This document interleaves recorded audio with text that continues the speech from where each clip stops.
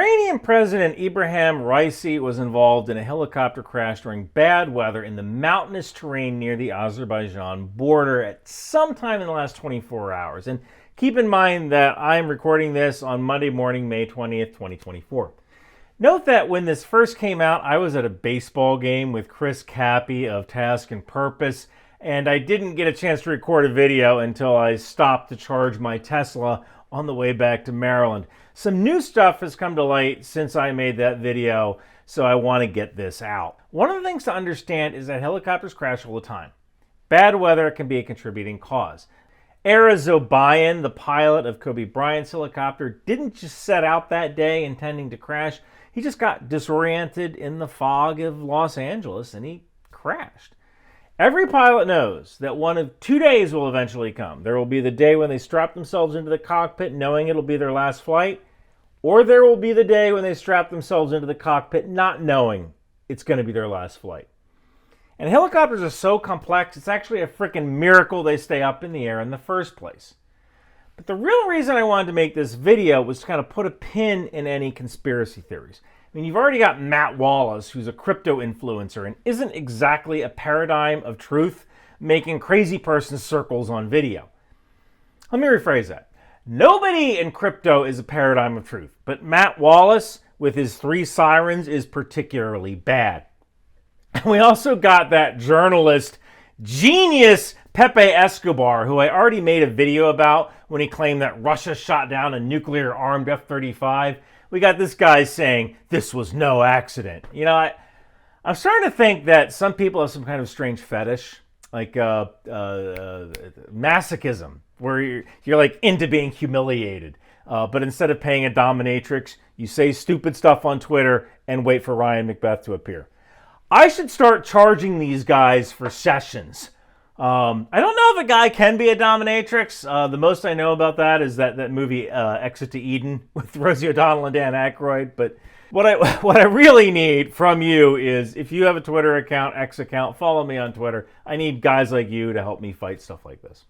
So let's take a look at the possibilities for this plane crash, what might have happened, and some of the conspiracy theories surrounding it. First, I want to talk about mirroring.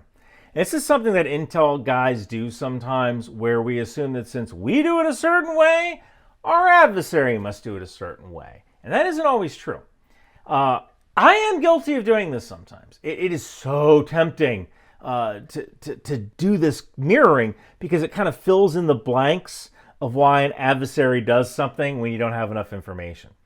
So yesterday, when I made my short video while charging my Tesla, I said that it was pretty odd that President Raisi was traveling in one helicopter. Because the U.S. president, when he travels in a flight of up to 5. And all 5 of the president's helicopters switch places in formation, so you never know where the president actually is in the formation. So yesterday, when the news about President Raisi came out, and that he was involved in a crash, it sounded like there was only 1 helicopter in the flight. And some people then later said, no, there were 3. But 1 helicopter would have been really weird. Again, when the U.S. president travels, they have security details and rescue workers and medical professionals and other helicopters. So, assuming that the president of Iran would have a similar detail, is that mirroring? Or is that just sensible policy that all nation states do to some extent with their head of state? I think it's pretty reasonable to assume that most nations would at least have a backup helicopter. Now, in this particular case, President Raisi was traveling to a dam near the border with Azerbaijan. The helicopters, helicopters have mechanical problems all the time. So it's not unreasonable that a helicopter could land and then it couldn't get back in the air because the chip light went on. So you want to have at least 2 helicopters because it's going to be really embarrassing if he goes to the dam and they can't take off again because the helicopter broke. So I don't think that having the president of Iran travel in a flight of helicopters with a security detail of bodyguards and rescue workers is that much of an operational stretch. Now the question is, if the helicopter went down, why didn't anyone attempt to rescue? I mean, it's the darn president. Anybody who's ever done PSD or personal security detachment knows you must protect the principal at all costs.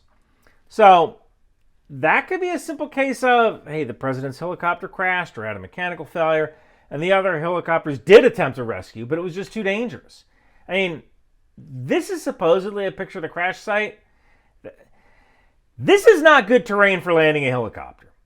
And it could have just been too dangerous to remain overhead flying in racetrack circles when it's foggy out. Because navigating by feel, not a great way to fly a helicopter. So the pilots might have been like, look, we're hovering over the crash, we're burning fuel for every second, we're here, and we're not getting any closer to rescuing the president, and we're running the risk of colliding into each other or into the mountains. So let's just head back to the airfield, and we're going to figure it out from there.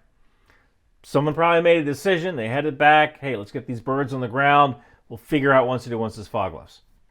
Because if those other helicopters crash, you're not helping anybody. You're not helping the president, and you're certainly not helping the rescuers if you become a casualty. So let's talk about some of the conspiracy theories that popped up.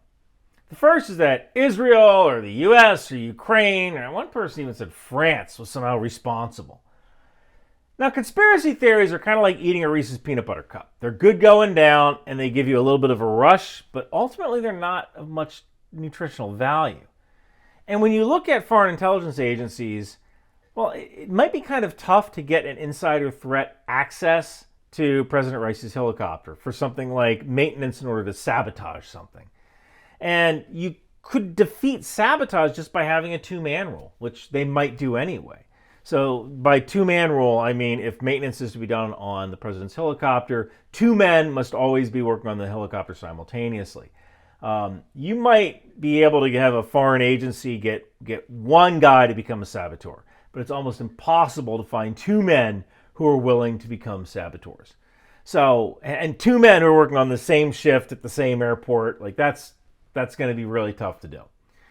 So I don't see this as some kind of sabotage action by a foreign intelligence service. It would just be too hard to gain access and then have a part fail at the exact time you needed it to. I mean, that's some spy novel stuff. Not out of the question, but really unlikely. The second conspiracy theory is that the helicopter is shot down by a ground-launched missile. I don't think that's too likely either. Remember, there were 3 helicopters flying in formation, and it's foggy. So which one's the president on? Yeah, that's why the U.S. president travels with multiple helicopters in formation. You never know what helicopter is carrying him, and they move positions all the time. Now, does Iran do that? Well, I mean, maybe. There's nothing bad about doing that. But that being said, since one helicopter crashed instead of all 3, I think we can rule out a shoulder-fired anti-aircraft missile because it's foggy. The operators of these shoulder-fired anti-aircraft missiles wouldn't know which helicopter to target even if they knew there were helicopters coming, because these shoulder-fired missiles rely on visual acquisition of the target to begin the firing process, and it's foggy. Now, you could say, well, the saboteurs put a transmitter on the president's plane, and they just went after that. But, you know, the more you James Bond something, the more unlikely it gets. I could say, oh, well, we use space lasers, right? You can just do that forever. So there is one possible case for sabotage, and that could be the IRGC, the Islamic Revolutionary Guard Corps. There might be a hardline IRGC faction who thought that the drone and missile attack against Israel on April 14th, 2024 was a good start. And they're upset that President Raisi turned it off, so to speak. So could hardline elements of the IRGC have sabotaged that particular helicopter? I mean, maybe. They're more likely to get close to one of his helicopters than a foreign government saboteur, and they certainly would have more influence over the maintenance staff or as an excuse to get around the helicopter, like go up to the maintenance staff and say, hey, you guys need to clear out of here. We have a special kit we have to put on the president's helicopter, and it's classified and you can't see it. That could happen. But Iran is kind of weird because the president of Iran serves at the behest of the supreme leader, who in this case is Ali Khamenei. And you can assume that if Iran decided that the missile and drone attack of April 14th against Israel was closed, that wasn't decided by President Raisi necessarily. So going after President Raisi doesn't really make any sense. For all intents and purposes, President Raisi is a yes man. He's going to do whatever Ali Khamenei tells him to do. You know, there was this Persian astronomer named Omar Khayyam who may or may not have also been a poet, and he supposedly once said, Do not fear death nor life, which passes in hand with death. Whoever is alive today will one day die. And that's probably a likely explanation for this crash. Sometimes planes crash. Sometimes helicopters crash. They crash during heightened tensions. They crash in times of peace. They crash when you're carrying one of the greatest basketball players who ever stepped on a court. And they crash even when all of your other trips in the fog were just fine. We all got it coming. And sometimes it's just not your day. Hey, if you want to support the channel, head on over to Bunker Branding, get one of my Live, Laugh, Launch t-shirts or Arleigh Burke-class Destroyer. It all goes to support my work. Thank you guys for watching. Hey everyone! New Ryan McBeth t-shirts and hoodies from Bunker Branding are available. I'm going to get the HIMARS shirt. What are you going to get, Donald? The Patriot shirt, because I'm a patriot. It's the best shirt, the biggest shirt. Make 14 tangos great again. What are you going to get, Barack? Let me be clear. I'm going to get a Drone Sweet Drone shirt. What about you, George? I'm going to get a Trident missile shirt because they're weapons of mass destruction. I'm going to get a Landmine Marker shirt because my presidency always blew up in my face. I'll tell you what I'm going to get. Ronald Reagan, but you're dead. I came back to tell you that no matter our politics, we're all Americans. And we should buy Ryan's hoodies and t-shirts because they pay for the stock footage and licenses that allow him to make awesome content. So come on down to Bunker Branding and buy a Ryan McBeth t-shirt or I'll start the bombing in 5 minutes.